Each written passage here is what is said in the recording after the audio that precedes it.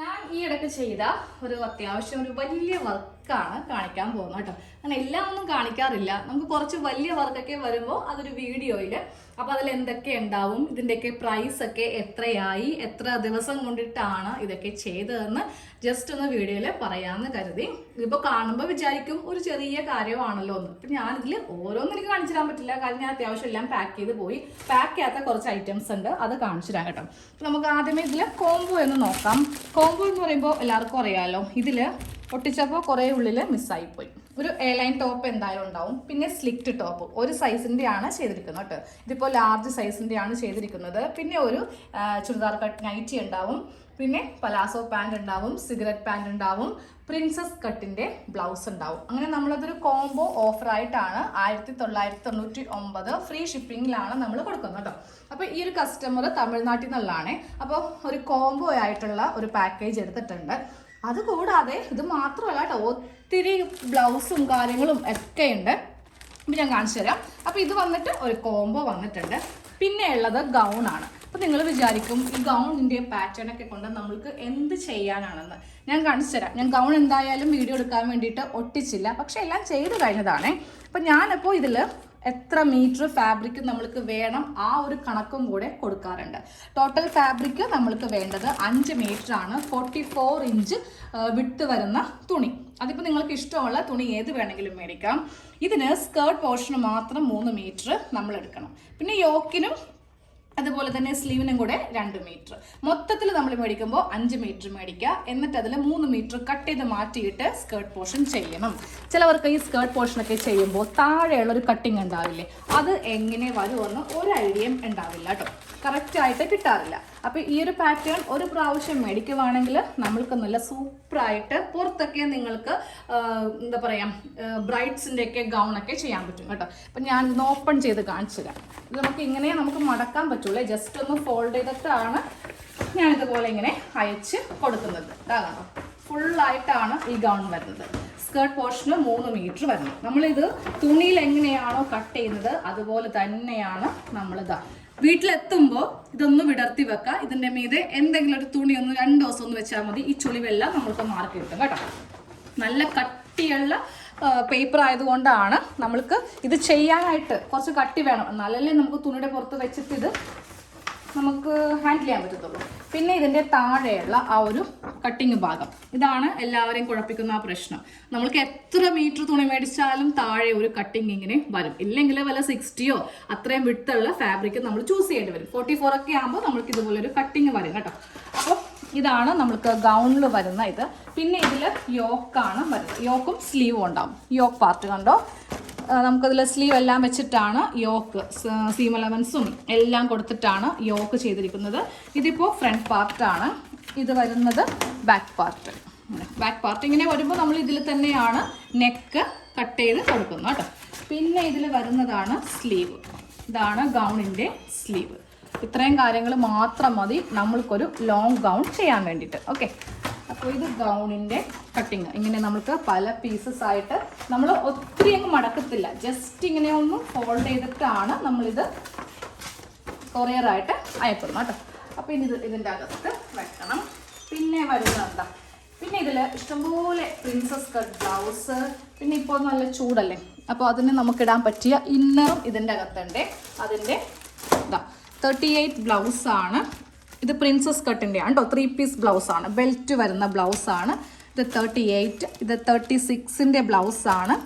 Okay, belt blouse തന്നെയാണ് കേട്ടോ. പിന്നെ ഇത് എയർലൈൻ ടോപ്പാണ്, 38 മീഡിയം സൈസിൻ്റെയാണ് വരുന്നത്. പിന്നെ ഇതൊരു 1 ടക്ക് ബ്ലൗസ്. നമുക്ക് ഈ ബ്ലൗസ് തയ്ക്കാൻ ഒത്തിരി ഈസിയാണ്, ഒത്തിരി കാര്യങ്ങളൊന്നുമില്ല. ജസ്റ്റ് ഒരു ടക്ക് മാത്രം ഇട്ടിട്ടുണ്ടെങ്കിൽ നമുക്ക് 1 ടക്ക് ബ്ലൗസ്. അത് ഒത്തിരി പ്രായമുള്ള ഒരു അമ്മക്ക് വേണ്ടിയിട്ടുള്ളതാണ്. അപ്പോൾ അതുണ്ട്. പിന്നെ ദേ കെട്ടുബോഡി. നമുക്ക് ഈ ഒരു എന്താ പറയുക ക്ലൈമറ്റിന് പറ്റിയ ഒരു ഐറ്റമാണിത്. ഇത് 38, പിന്നെ 40, പിന്നെ 46. ഇനി ഒരെണ്ണം എനിക്ക് സ്റ്റിച്ചിങ് ഉണ്ടായിരുന്നു കേട്ടോ, അത് 36-ൻ്റെയാണ്. ഞാൻ ഓൾറെഡി ഇതെല്ലാം പാക്ക് ചെയ്ത് പോയത് കൊണ്ട് ഓപ്പൺ ചെയ്ത് കാണിക്കുന്നില്ല. പിന്നെ ഇതെല്ലാം കുർത്തീസാണ് കേട്ടോ, തയ്ച്ച കുർത്തിയാണ്. ഞാനിത് ഓൾറെഡി എനിക്ക് വേണ്ടി മേടിച്ച ഫാബ്രിക്കാണ്. അപ്പോൾ നമ്മുടെ കസ്റ്റമർ നമ്മളോട് ആവശ്യപ്പെടുമ്പോൾ ഇത്രയും നമുക്ക് പാറ്റേണിൻ്റെ വർക്ക് തന്നുകൊണ്ട് എനിക്കത് ഒഴിവാക്കാൻ പറ്റാത്ത കേസാണ്.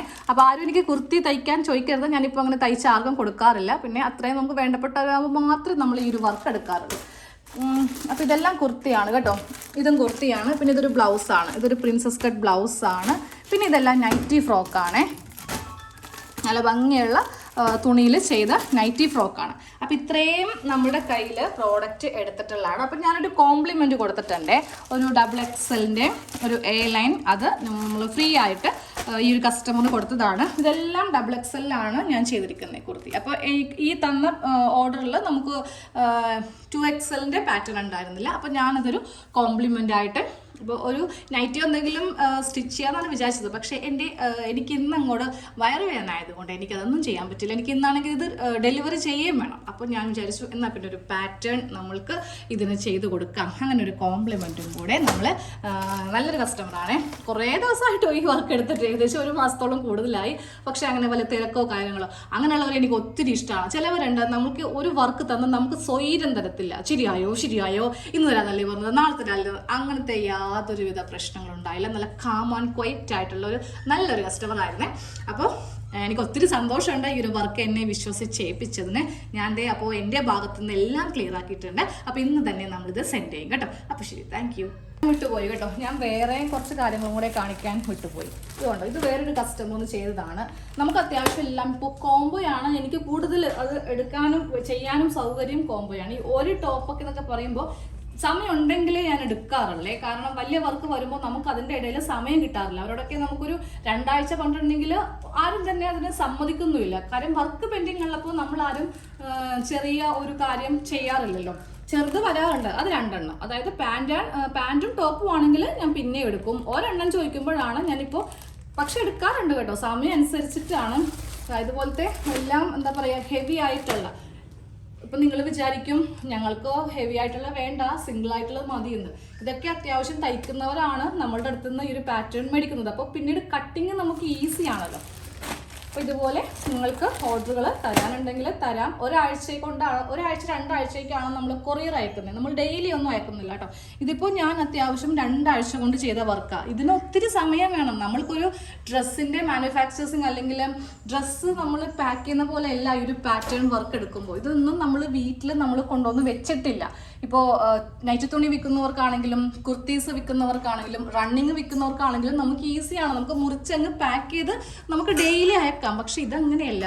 ഇതൊരാളുടെ സൈസ് അനുസരിച്ചിട്ട് നമ്മൾ പേപ്പറിൽ ഓരോന്നും മാർക്ക് ചെയ്യുമ്പോൾ അതിൻ്റെതായ ടൈം നമ്മൾക്ക് വേണം. അപ്പം ഞാൻ ഈ ഒരു വർക്ക് 1 മാസം കൊണ്ട് ചെയ്തതാണ്. പിന്നെ ഇതൊക്കെ ഒരു 2 ആഴ്ച മുന്നേ ഉള്ളതാണ്. അല്ലാണ്ട് ഒരു ദിവസം കൊണ്ട് നമ്മൾക്ക് ഒത്തിരി വർക്കൊന്നും ചെയ്യാൻ പറ്റുന്ന ഒരു കാര്യമല്ല കേട്ടോ.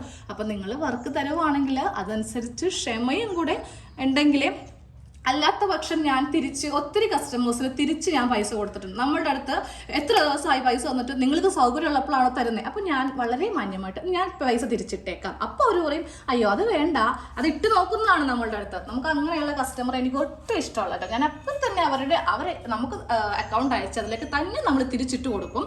തിരക്കുകാർക്ക് നമ്മൾ ചെയ്തു കൊടുക്കുന്നില്ല. ഓക്കെ, അപ്പോൾ ശരി, അപ്പോൾ താങ്ക് യു.